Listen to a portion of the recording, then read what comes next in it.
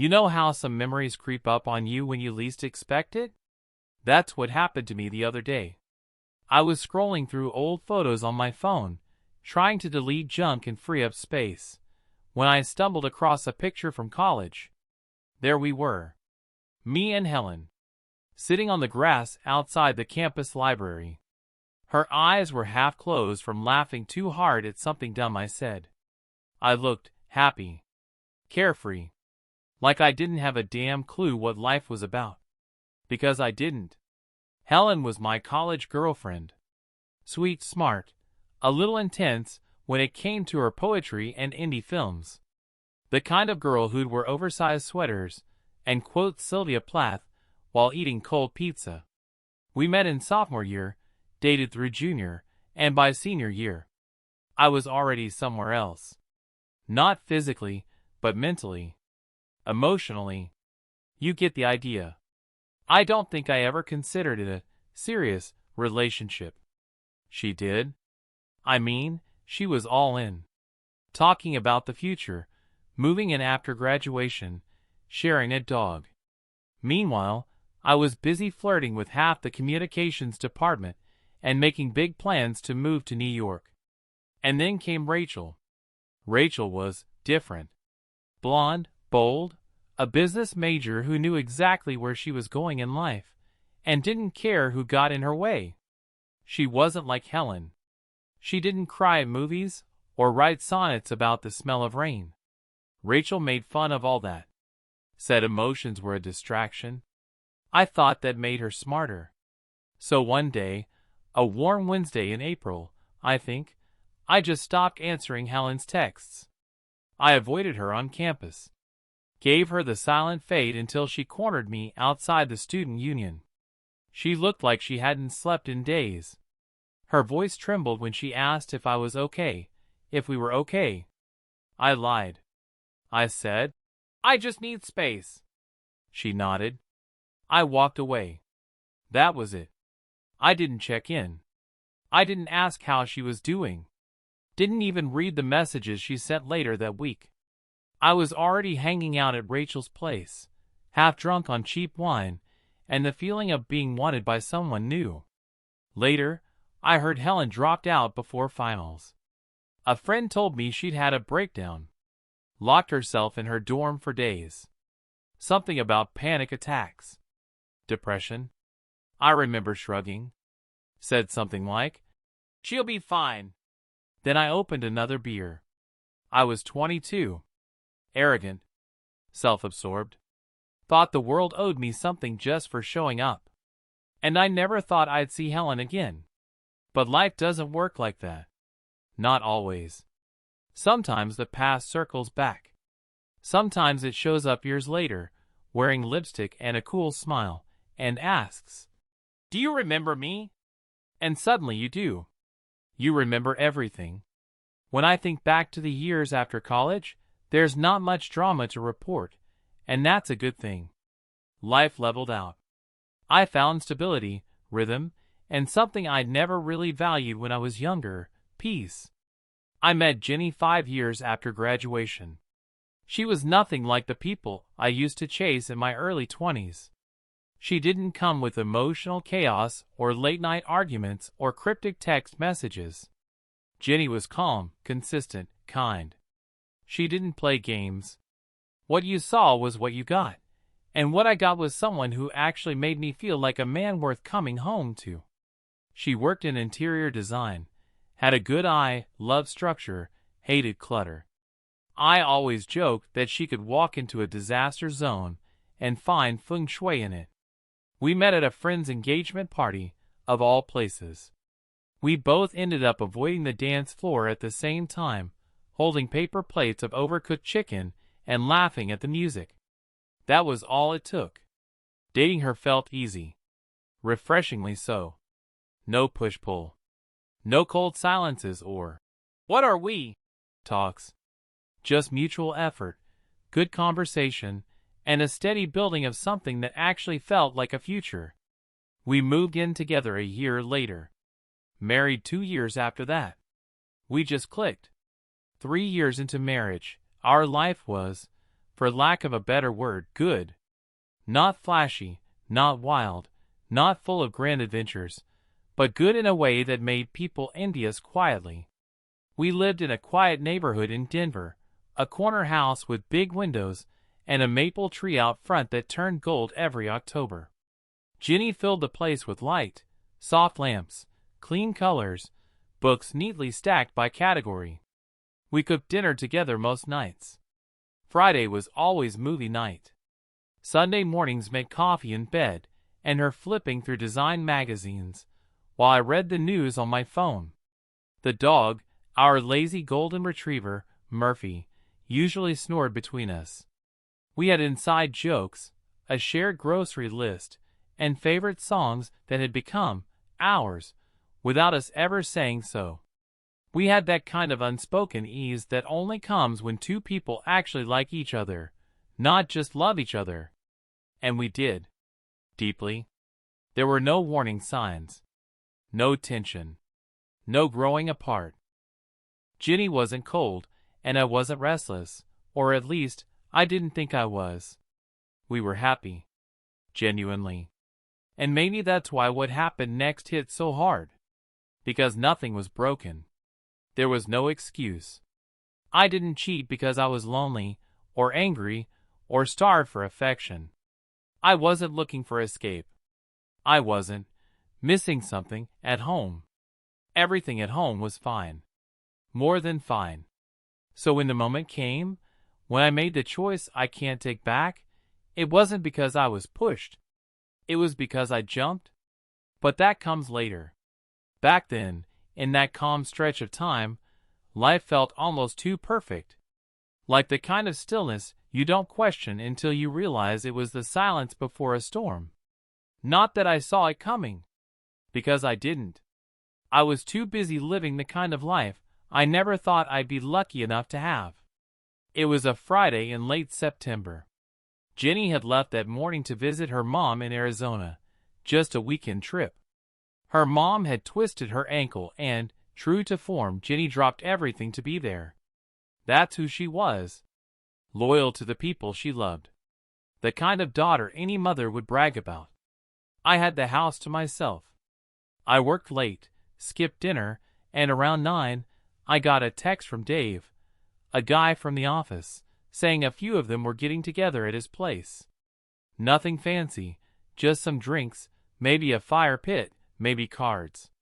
Normally, I'd have passed. I was the go home and crash with Netflix type by then. But with Jenny out of town, the house felt weirdly silent. So I went. Dave's place was already loud when I arrived. Music, laughter, that unmistakable hum of half-drunk professionals letting off steam. I grabbed a beer, made some small talk, and started settling into that fuzzy, untethered feeling that comes after the second drink. That's when I saw her. At first, I didn't believe it. I actually blinked, like in a bad movie scene. But no, it was her. Helen. She looked different. Older, of course, but elegant. Like time had sanded down all the chaos I remembered and left behind someone sharper, quieter. She wasn't clinging to the edge of the crowd like I remembered from college. She was standing dead center in a circle of people, telling a story, holding a glass of red wine, absolutely comfortable in her skin. We locked eyes. Just for a second. And then she smiled. It was the kind of smile that says, "I remember everything, but I'm not here to punish you." Later, I found out she'd recently moved to Denver. She was freelancing as a writer, picked up some work with a local nonprofit, the same one Dave's wife volunteered for. That's how she ended up at the party. A total coincidence. Or maybe not. Who knows how these things work? We talked. At first, carefully, the way two people do when there's history you're both trying not to trip over. But the drinks kept coming, and the conversation loosened. We talked about college. About the people we used to be. About how strange it was to bump into each other after all this time. She laughed at something I said, an honest, head-tilted laugh that took me back more than a decade. I remember thinking how different she looked, but how familiar her laugh still was, like it had been filed away somewhere in my brain, waiting. I didn't plan what happened next. We didn't leave together. Nothing sneaky. The party just went late, and some people started crashing on couches. Dave offered me the guest room. I said sure. Turns out Helen had the same idea. She stayed too. Somehow, I genuinely don't remember how, we ended up alone in that guest room, sitting on the bed, still talking. Then we weren't talking. We didn't even kiss at first. We just leaned closer, like we were being pulled into something we hadn't asked for. Then she touched my hand. And that was it. We slept together that night. It wasn't passionate. It wasn't romantic. It wasn't angry or sweet or anything I could define. It was quiet, heavy, like two people giving in to something neither of us wanted to name. I woke up first. The room smelled like stale wine and detergent. Her back was to me. I stared at the ceiling and felt the guilt creep in like a slow tide. I didn't feel regret, not yet. Just confusion. I got dressed without waking her. Wrote a short note. Nothing dramatic. Just, "Thanks for the talk. I'll see you around." Left it on the nightstand like a coward. By the time I got home, Jenny had texted a picture of her mom in a cast and a tray of homemade cookies. I replied with a heart emoji and said, "Hope it's going well. Miss you." Then I took a shower. A long one. I told myself it was a mistake. A one-time thing. A drunken lapse in judgment. I told myself it didn't mean anything. That it had nothing to do with Jenny. That it was just two ghosts colliding for a night. And once Jenny got home on Sunday, I tried to slip back into the rhythm of our life. Grocery shopping. Folding laundry. Sunday coffee. Smiles. I buried the night with Helen like it was a bad dream.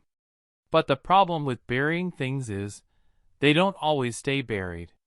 Time has a way of scrubbing things clean, especially when you don't look too hard. The night with Helen faded faster than I expected. It didn't haunt me. It didn't claw at the back of my mind. It didn't echo in my sleep. It just dissolved. Maybe it's because I'd already decided what it was, a mistake. A slip. One of those moments you don't talk about, don't analyze, don't even think about if you don't have to. And I didn't have to. So I didn't. Life went on. Smoothly. Jenny and I kept doing what we'd always done. Living, building, moving forward. We adopted a second dog, started planning a kitchen remodel, got into the habit of doing weekend hikes in the foothills. I learned how to cook halfway decent salmon. She took up pottery. We threw small dinner parties and made new couple friends who always brought too much wine. The thing is, I wasn't carrying guilt. That may sound awful, but it's the truth. I didn't feel like I was hiding some dark secret. I wasn't walking around with a storm cloud above my head. Because it never felt like a betrayal. Not really. It felt like an accident that didn't belong in the story we were writing. I didn't love Helen. I didn't even miss her. After that night, we never spoke again. We didn't text, didn't cross paths, didn't hover in each other's social orbits. It was as if she appeared, served some strange narrative purpose, and then exited stage left. And Jenny never suspected anything. Not once. She kept being Jenny, warm, thoughtful, endlessly steady. If she noticed anything different about me after that weekend, she never said. And I never gave her a reason to ask. I showed up. I remembered our anniversaries. I brought home flowers sometimes, just because. I was, by all outward appearances, a good husband. And maybe I was. I know how that sounds. Like I'm justifying something I shouldn't. Maybe I am. But there was nothing about my day-to-day life that felt broken. Nothing hollow. Nothing aching. I wasn't fantasizing about someone else. I wasn't comparing Ginny to Helen. That night didn't light a fire or trigger a crisis. It didn't change anything. It was a closed chapter. One I never reopened. A few years passed like that. Quietly, easily. I got a promotion. Jenny launched her own small design firm and started doing more creative projects. We traveled, Seattle, Montreal, a week in the Bahamas where I actually unplugged from email.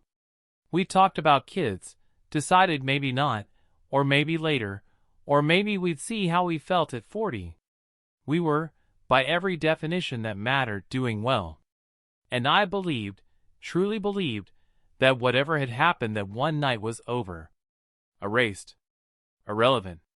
Like it never really existed beyond a foggy blur in a guest bedroom I barely remembered. There was no lingering pull toward Helen. No curiosity, no ache, no unfinished business. If I thought of her at all, it was in the same way you remember someone you once saw in a play or bumped into at an airport. A flicker. Nothing more. That's why I didn't see it coming.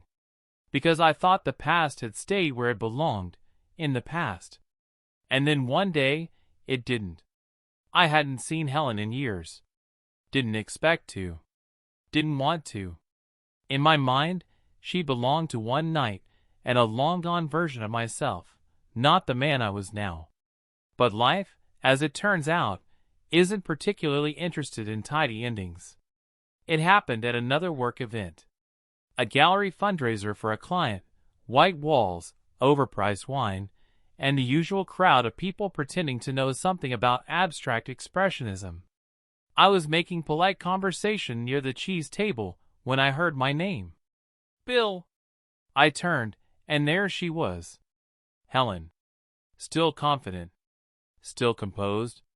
But there was something new in her eyes this time. Not softness. Not nostalgia. Sharpness. Like she'd come for a purpose. Wow, I said. I didn't expect to see you again. Same, she replied. Except I did. That should have been a warning. We talked, just briefly. Harmless at first. She asked how I'd been. I told her the usual, work-home life. I mentioned Jenny. She didn't flinch. Just smiled that cool, unreadable smile. Then she leaned in slightly and said, almost too casually, "Remember that night at Dave's?" I stiffened. "Yeah, I remember." Her voice dropped, playful and quiet. "I still think about it sometimes." I didn't know what to say. I laughed nervously. "Well, that was a long time ago." She stepped closer. "Doesn't have to be." That was the moment I realized this wasn't coincidence. This was deliberate. She wasn't here by accident. And she wasn't looking for closure. She was testing me. I took a step back. "Helen, look, that shouldn't have happened." "It did, but it's done. I'm married. I love my wife. I'm not going there again." She tilted her head like she was watching a slow-motion car crash. "Pity. I thought you might have missed it." "I guess not." Then she smiled again, wider this time, but it didn't reach her eyes. We parted ways. I left early. Went home, poured myself a drink, and stared at the fireplace for an hour, trying to shake the unease that clung to me like static. I didn't tell Jenny. Why would I? I hadn't done anything. Not this time. But Helen wasn't finished. 3 days later, the bomb dropped. It was a Thursday night. Jenny had just come home from yoga. She was quiet. Not tired, tight. I asked if everything was okay. She didn't answer right away. Then she said, "Bonnie called me today." Bonnie, her closest friend. The kind of woman who smiles with her teeth, but always looks like she's auditing your soul. I said, "Okay." Jenny looked at me like she was staring at a stranger. She said she heard something. About you. From a woman named Helen. My stomach went cold. I tried to play dumb. Helen? That's someone from college. She said you slept with her? Years ago, when I was visiting my mom. I didn't speak. For a full 10 seconds, I couldn't even form a sentence. I wasn't expecting this. Not from that angle. Jenny continued, her voice shaking now. She told Bonnie everything. Where, when, how. She made it sound like it was more than just a one-night thing. It wasn't, I said quickly. It was stupid. It meant nothing. It was one time. That's all. And it was years ago. You didn't think I deserved to know? I ran a hand through my hair. No, I didn't. Because it didn't matter. Because it had nothing to do with us. I didn't cheat on you out of hate or boredom. It was a mistake. One I never repeated. She stared at me like I was speaking another language. You hid it for years, Bill. Because it was over. It didn't change anything. I didn't lie to you every day. I just didn't mention something that didn't mean anything. There's a difference. No, she said. There isn't. We argued. Not screaming. Not throwing plates. But it was worse somehow. Cold. Controlled. Like being cut open with a scalpel instead of a blade. By the end of it, she had a suitcase in her hand. I'm going to stay with my mom, she said. I need space. I need to think. About what? About whether I want to be with someone who can live with a lie like that. I didn't beg. I didn't cry. I just stood there, watching her walk out the door. Murphy whined at my feet. The hallway smelled like her shampoo. I sat down on the stairs and tried to make sense of it. It wasn't that I didn't care. I did. I just didn't understand. To me, it was simple. I made a mistake. I didn't repeat it. I loved my wife. I lived like a loyal man from that day forward. What else was I supposed to do? Helen had waited all these years just to set fire to the life I'd built, and I didn't even know why. The house was too quiet without her. That first week after she left, I kept telling myself she just needed time. That this wasn't permanent. That we were solid, maybe bruised, but not broken. I didn't know what else to do with myself, so I cleaned. Organized drawers I hadn't touched in years. Cooked meals I didn't finish. Walked the dog twice as much as necessary. I didn't hear from her. Not a word. I sent one message a few days after she left. I'm sorry. I was stupid. I miss you. She didn't respond. I almost called her mother, but thought better of it. Jenny hated when people tried to get to her through someone else. She needed space, and I owed her that. But it was hell. Eventually, I picked up the phone. Just once. No script. No expectations. Just the truth. She answered. Her voice was calm. Measured. Tired. I'm not ready to talk everything through yet, she said. But I'm listening. That was enough. I told her I didn't have a list of excuses. I wasn't going to twist it or dress it up. I had done something selfish. Something wrong. I never meant to hurt her. I thought burying it would protect what we had, but I see now that hiding it only poisoned the foundation. I was a coward, I said, but I've loved you every day since. That never changed. There was a long silence. Then she whispered, I know. She didn't come home that day, or the next. But a few days later, I heard the garage door open. I was in the kitchen, making coffee I didn't plan to drink. She walked in like a breeze I wasn't expecting. Casual clothes, hair pulled back, suitcase in hand. No big speech. No drama. Just one sentence. I'm ready to try again. I stood there like an idiot, nodding too fast. Okay. Yeah. Absolutely. I'm here. I've always been here. She didn't cry. Neither did I. We were past that. She unpacked slowly, room by room, like she was relearning the space. I gave her distance where she needed it, closeness where she allowed it. And I changed. Not in the dramatic, movie montage way. I didn't buy roses every morning or quote poetry over dinner. But I showed up, fully. I cooked. I cleaned. I made time. I listened. I let her talk when she wanted to, and when she didn't, I just sat with her. We took walks in the park again. We stayed up late watching old movies we'd already seen. We laughed. We slept close. It felt like falling in love again, but this time with more truth under it. Less illusion, more choice. I booked a weekend trip to Telluride.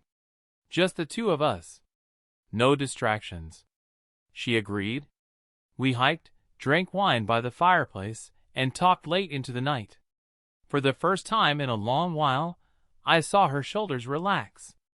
I saw the version of her that used to look at me like I was the safest place in the world. One morning, she reached across the table, touched my hand, and said, "You're different." "I'm trying," I said. "You are?" She nodded. "And I see it." Back home, the rhythm settled. We cooked together again. She played music while I worked in the garage. She smiled more. So did I. It wasn't perfect. Some nights were still quiet. Some moments were still careful. But we were in it together. I called it our second honeymoon. I never asked what finally made her forgive me. Maybe it was time. Maybe it was love. Maybe she just looked at our life and decided it was worth fighting for. I didn't need to know. She was home. And for the first time in a long time, I felt like I was too. Jenny's birthday landed on a warm Saturday in late spring, and I wanted to make it perfect. After everything we'd been through, I wanted the night to be about celebration, not repair, not recovery, just joy. We hosted it in our backyard. Jenny always loved that space. The string lights I hung across the fence, the potted herbs she kept by the patio, the old oak tree that cast just enough shade by day and filtered moonlight at night. I rented tables, chairs, a small bar setup, even brought in a friend of mine to play soft acoustic sets through the evening. It felt alive. Real. Right. Friends came. Neighbors. Her co-workers. And of course Bonnie, her closest friend since high school, always loyal, always in the loop. She arrived early, brought flowers, hugged Jenny tightly like they'd just survived a war. I guess in some ways they had. Jenny looked radiant.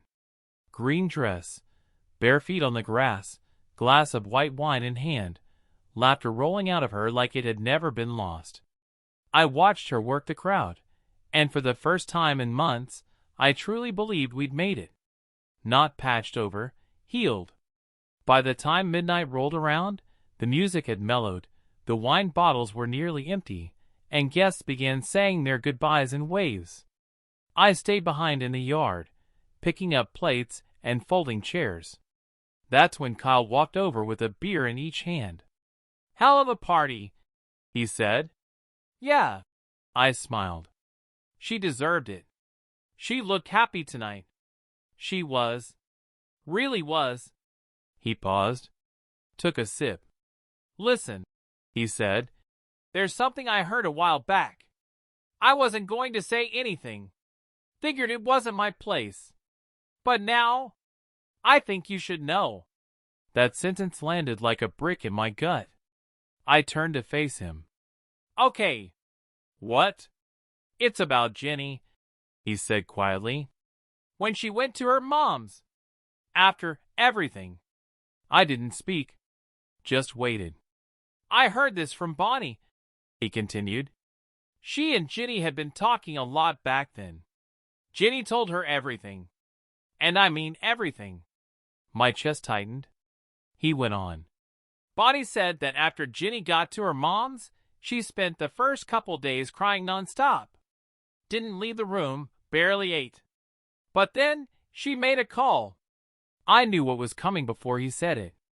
She reached out to a guy she used to date. Back in high school. Some old classmate. Apparently they were together senior year.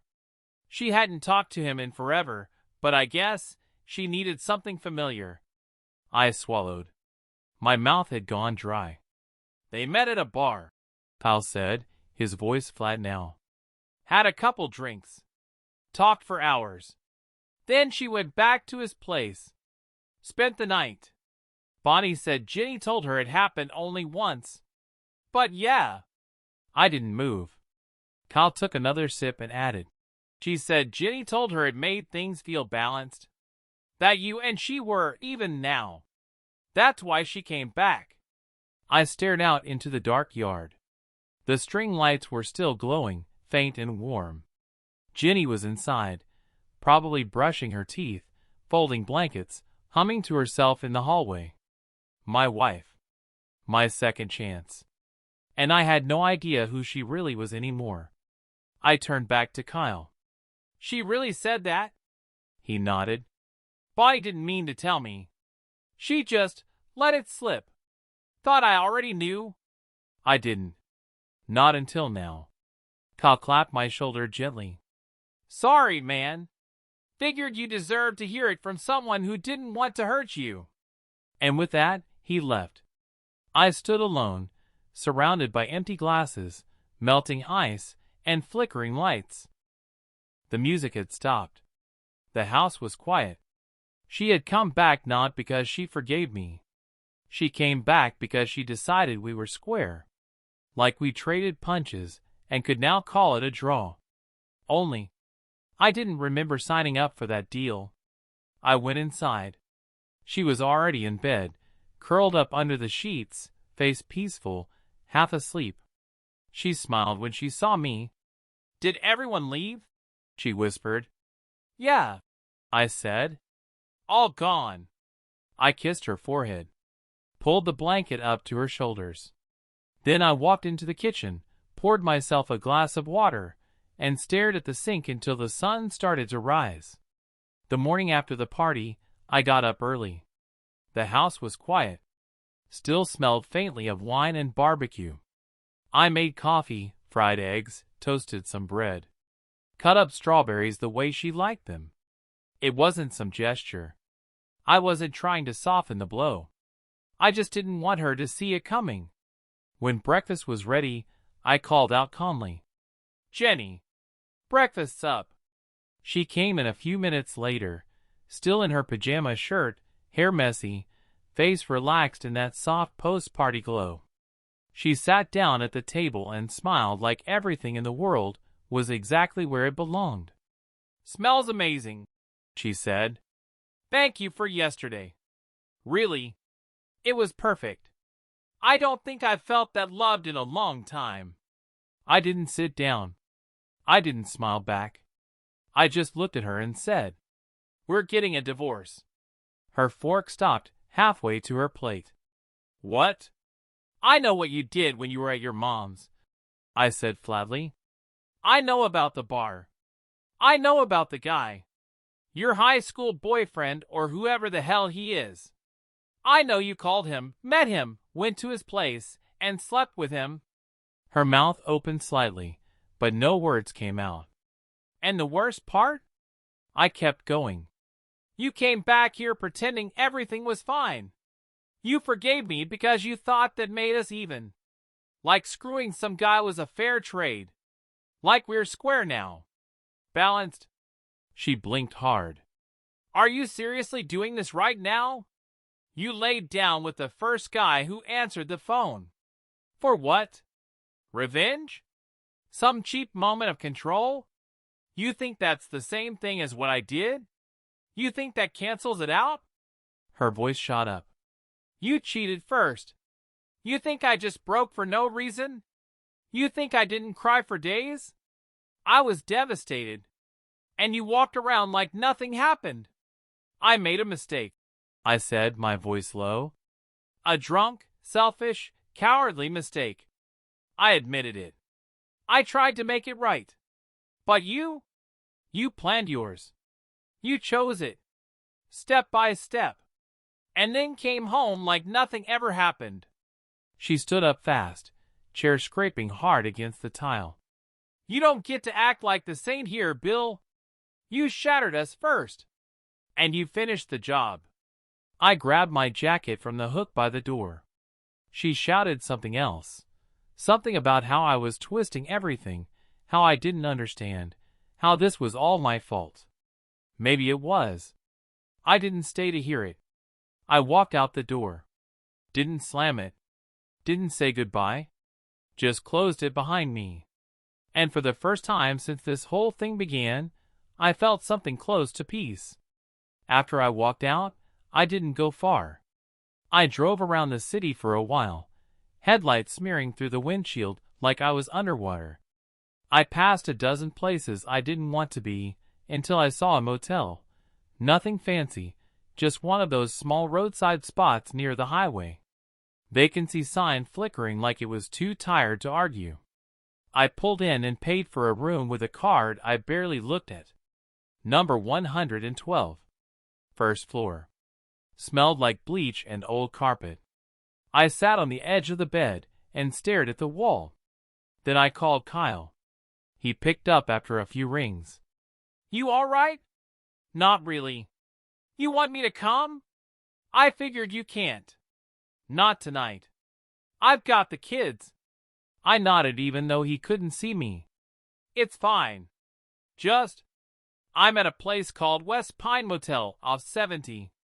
I needed to say it out loud to someone, so someone knows where I am. You're not gonna do anything stupid, are you? No, I said. Just drink. And that's exactly what I did. I walked to the gas station next door, bought a bottle of whiskey, came back, and drank in silence. One glass, then another. Then I stopped using a glass. Sometime after midnight, too drunk to think but not drunk enough to forget, I scrolled through my contacts. Helen. God help me. I called. She picked up. I don't remember what I said. Something like, I'm at a motel. I left. I'm not okay. She didn't ask for details. Just said she'd come. Half an hour later, she knocked on the door. No makeup, jeans and a hoodie, hair pulled back. She looked at me like she knew exactly how the night would end. We drank more. She sat next to me on the bed, knees tucked under her. I talked. She listened. I laughed at things that weren't funny, and she pretended not to notice. And somewhere in that mess, with guilt tangled in the sheets and whiskey on our breath, it happened again. Same as before, but different. This time, I knew exactly what I was doing. I woke up sometime in the late morning. My head pounded, mouth dry. I turned over and saw Helen asleep beside me, sheet tangled around her legs. I didn't feel regret. I didn't feel anything yet. Just nausea and the weight of dehydration. Helen stirred. Then, without warning, she said, Jenny came by. That sobered me instantly. What? She knocked on the door this morning. I was up. You were still dead asleep. I opened it in this. She gestured at the sheet wrapped around her. Didn't say much. Just stared. Then turned and left. I sat up, heart thudding. What time? Around 8. Maybe earlier. She looked like hell. I grabbed my phone. 3 missed calls from Jenny. 1 voicemail. I didn't listen to it. I just called her back. She picked up after a long pause. Her voice was flat. So you're sleeping with her again? I opened my mouth, but nothing came out. She continued. I called you. You didn't answer. I thought maybe we could talk. Maybe there was something left to save.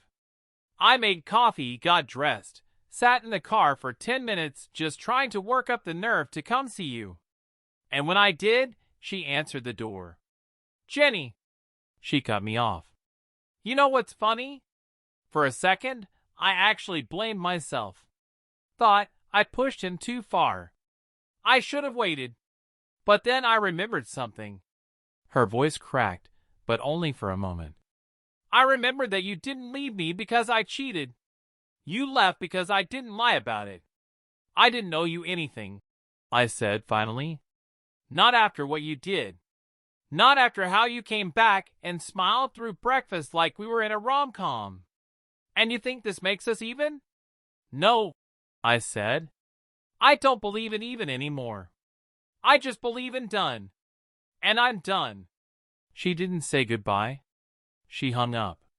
I sat there in that motel room, half naked, half hungover, fully awake, with Helen quietly pulling on her clothes behind me, and I realized whatever we were was officially over. 2 weeks later, I sold the car. I listed the house, underpriced it to make sure it would move. Everything that didn't fit into a single suitcase got sold, donated, or thrown away. Old shirts, wedding glassware, even the coffee machine Jenny and I had spent hours picking out. Gone. No goodbye letters. No cryptic social media posts. Just a passport, a flight, and a name I didn't owe to anyone anymore. Destination: Southeast Asia. I'd never been. Didn't know anyone there. That was the point. I didn't want to be anywhere familiar, not in the same city, not in the same country, not even on the same damn continent. I landed in Phnom Penh, Cambodia. Booked a cheap room near the river. The air was hot and thick, the streets loud and alive, and nobody cared who I was. There were no memories here. No scent of her perfume. No polite smiles from neighbors who'd heard something. It felt like the kind of place where a person could just stop being who they used to be. On my third day, I was having coffee in a tiny open-air cafe when I spotted a guy rolling up on a bicycle. Lean build, tanned arms, Ukrainian accent. Worn bag strapped to the frame, his bike dusty from the road. We talked. His name was Alexei. He was riding from Ho Chi Minh to Koh Samui. Alone. No plan. Just pedaling. You want to join us? He asked with a grin. Us? He tapped the bike. Me, the wheels, and the road. That's enough of a team, yeah? I looked down at my own hands.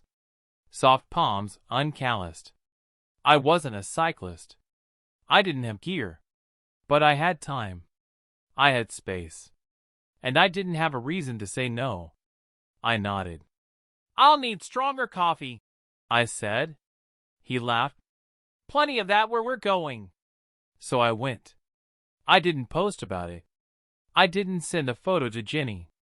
I didn't tell Helen goodbye. I didn't know them that. They had taken their place in my rear view, and I had no intention of turning around. Sometimes, the story doesn't end with closure. Sometimes it just stops. Not because there's nothing left to say, but because saying it won't change anything. Not because you healed, but because you accepted the damage.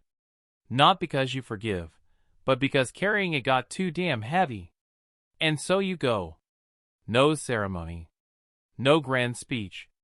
Just you, a packed bag, the road ahead, and silence behind. No apologies. No revenge. Just your name. And this time, it's enough.